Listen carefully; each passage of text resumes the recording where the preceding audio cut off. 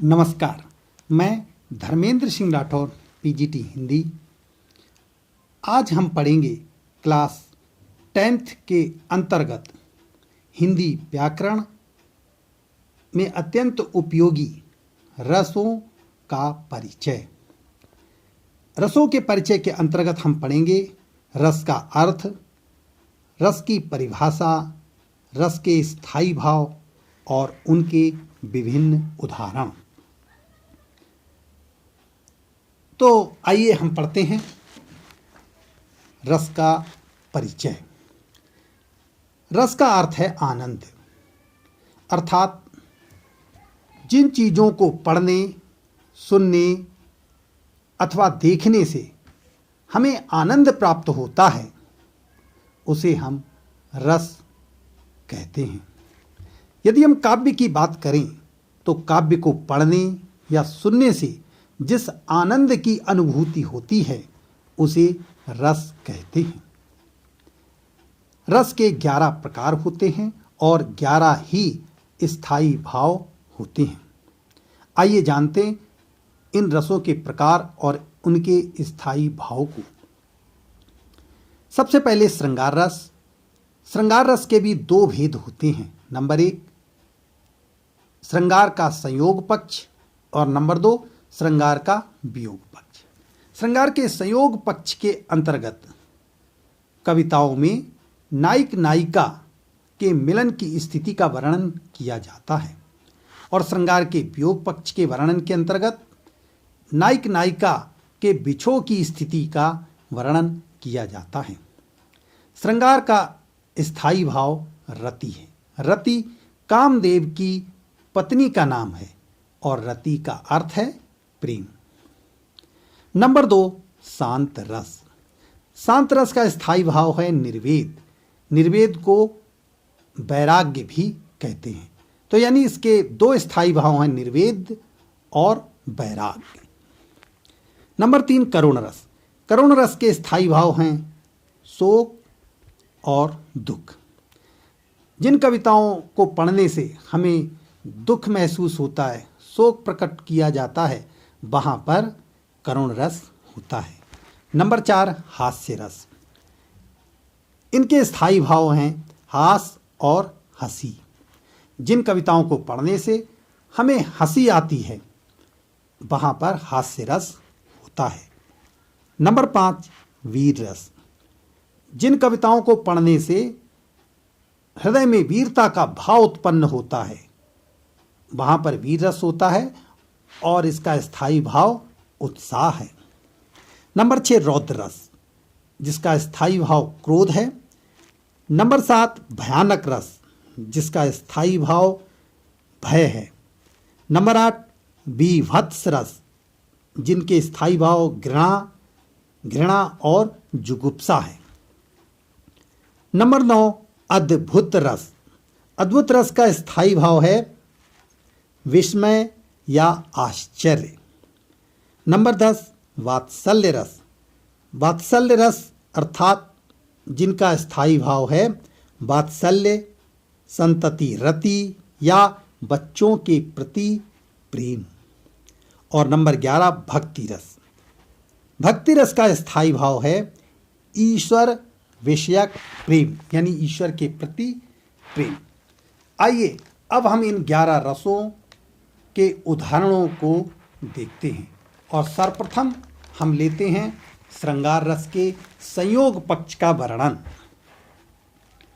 श्रृंगार के संयोग पक्ष का वर्णन कहाँ पर होता है? तो देखिए, हम एक बिहारी लाल जी के एक दोहे को लेते हैं। कहत नटत रीझत खिजत मिलत खिलत लजियात, भरे भौन में करत हैं नैनन ही सो बात। यहाँ पर नायक नायिका के मिलन का वर्णन किया जा रहा है। भवन जो है भीड़ से भरा हुआ है। नायक नायिका नेत्रों ही नेत्रों में बात कर रहे हैं, उनका मिलन हो रहा है। तो यहाँ पर श्रृंगार के संयोग पक्ष का वर्णन है। अब हम आते हैं श्रृंगार के वियोग पक्ष का वर्णन। तो वियोग पक्ष में हम देखते हैं हे खग हे मृग हे मधुकर श्रेणी, तुम देखी सीता मृग नयनी। यहाँ पर श्रृंगार के वियोग पक्ष का वर्णन किया गया है। भगवान श्री राम सीता से विछोह की स्थिति में हैं। सीता को रावण लंका ले गया है। श्री राम सीता की खोज में सभी पक्षियों, मृग, भौरों और जानवरों सभी से सीता के बारे में पूछ रहे हैं और उनसे कह रहे हैं कि क्या तुमने मृग के समान सुंदर नेत्रों वाली सीता को देखा है। तो यहाँ पर श्री राम सीता के वियोग में रो रहे हैं और सीता का पता लगाने का प्रयास कर रहे हैं। तो यहाँ पर श्रृंगार के वियोग पक्ष का वर्णन है। अब हम आते हैं शांत रस। शांत रस का उदाहरण देखते हैं। माला फेरत जुग भया, गया न मन का फेर, कर का मन का डार दे, मन का फेर। यहाँ पर शांत रस है। देखिए, ईश्वर की आराधना नहीं की जा रही है, यहाँ पर केवल संदेश दिया जा रहा है कि ईश्वर की प्राप्ति कैसे होती है। तो इसलिए यहाँ पर शांत रस है। यदि ईश्वर की आराधना की जा रही होती तो वहाँ पर भक्ति रस हो जाता। अब हम आते हैं भयानक रस पर। उधर गरजती सिंधु लहरियां, कुटिल काल के जालों सी, चली आ रही फैन उंगलियां, फन फैलाए व्यालों से। यहाँ पर व्याल से तात्पर्य सर्पों से है। और भयानक रस का एक उदाहरण और देखते हैं। एक ओर अजगरही लखी, एक ओर मृगराय, विकल बटोही बीच ही, पर्यो मूर्छा खाए। तो भयानक रस का स्थायी भाव भय होता है और यानी कविता को पढ़ने से मन में भय उत्पन्न हो जाता है। तो एक ओर अजगर है, एक ओर सिंह है, बीच में परेशान जो बटोही है, पथिक है, वो इन दोनों को देखकर मूर्छा खाकर गिर जाता है। तो भय उत्पन्न होने की बात की गई, इसलिए भयानक रस है। इसके बाद अब हम आते हैं बीभत्स रस, यानी कि जिसका स्थायी भाव है घृणा, यानी जुगुप्सा। सिर पर बैठ्यो काग, आंख दो खात निकारत, खींचत जी भई स्यार, अति ही आनंद उर्धारत। सिर पर बैठ्यो काग, यहाँ पर मृत श्वान पड़ा हुआ है, उसके सिर पर कौआ बैठा हुआ है और दोनों आँखों को उसको निकालकर खा रहा है। सियार जो है उसकी जीभ को खींच रहा है और अत्यधिक आनंद का अनुभव कर रहा है। तो इसको कविता को सुनने के बाद हमारे मन में घृणा का भाव उत्पन्न हो रहा है, तो इसलिए यहाँ पर विभत्स रस है। अब हम लेते हैं अद्भुत रस। बहुत ही सुंदर उदाहरण है अद्भुत रस का। बिनु पग चले सुने बिनु काना, कर बिनु कर्म करे विधि नाना, आनन रहित सकल रस भोगी, बिनु वाणी वक्तावड़ जोगी। तो यहाँ पर निराकार ईश्वर की चमत्कारिक महिमा का वर्णन किया गया है कि वो कुछ ना करते हुए सब कुछ करता है। तो यहाँ पर अद्भुत रस। और इसके बाद अब हम आते हैं वीर रस। वीर रस का स्थायी भाव आप लोग जानते हैं उत्साह। तो जिन कविताओं को पढ़ने से मन में उत्साह पैदा होता है, जोश आता है, तो वहाँ पर वीर रस होता है। कविता के एक उदाहरण को देखते हैं। मैं सत्य कहता हूँ सखे, सुकुमार मत जानो मुझे, यमराज से भी युद्ध में प्रस्तुत सदा मानो मुझे। तो यहाँ पर वीरता का भाव उत्पन्न हो रहा है, तो इसलिए वीर रस है।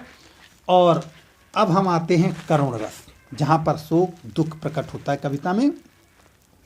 प्रिय पति वह मेरा प्राण प्यारा कहाँ है, दुख जल निधि डूबी का सहारा कहाँ है। तो यहाँ पर करुण शोक का भाव प्रकट हो रहा है कविता में। और अब हम आते हैं हास्य रस के उदाहरण पर, जिसका स्थायी भाव हास या फिर हंसी होता है। बुरे समय को देख कर गंजे तू क्यों रोए, किसी भी हालत में तेरा बाल न बाका होए। तो ये इस कविता को सुनकर हंसी आती है, तो ये हास्य रस है इसमें। अब आते हैं रौद्र रस, जिसका स्थायी भाव होता है क्रोध। कहा कैकेयी ने सक्रोध, दूर हट निर्बोध, द्विज हैं रस में विष मत घोल। इसके बाद हम आते हैं वात्सल्य रस, जहां पर जिसका स्थायी भाव है संतति रति, यानी बच्चों के प्रति प्रेम। तुम्हारी ये दंतुरित मुस्कान जो मृतक में भी डाल देगी जान। ये क्लास 10th की कविता का उदाहरण है। दूसरा इसका उदाहरण देखते हैं। बाल दशा सुख निरखी जसोदा, पुनि पुनि नंद बुलावती, अंचरा तर में ढांकी सूर्य, प्रभु को दूध पिला पियावती। तो ये है वात्सल्य रस का उदाहरण। और अब अंत में आते हैं भक्ति रस। भक्ति रस जहाँ पर ईश्वर विषयक प्रेम प्रकट किया जाता है। मेरे तो गिरधर गोपाल दूसरो ना कोई, जाके सिर मोर मुकुट मेरा पति सोई। दूसरा उदाहरण देखें। पायो जी मैंने राम रतन धन पायो। तीसरा उदाहरण देखें। उलट नाम जपत जग जाना, वाल्मीकि भय ब्रह्म समाना। तो ये आपने रसों के विषय में जाना।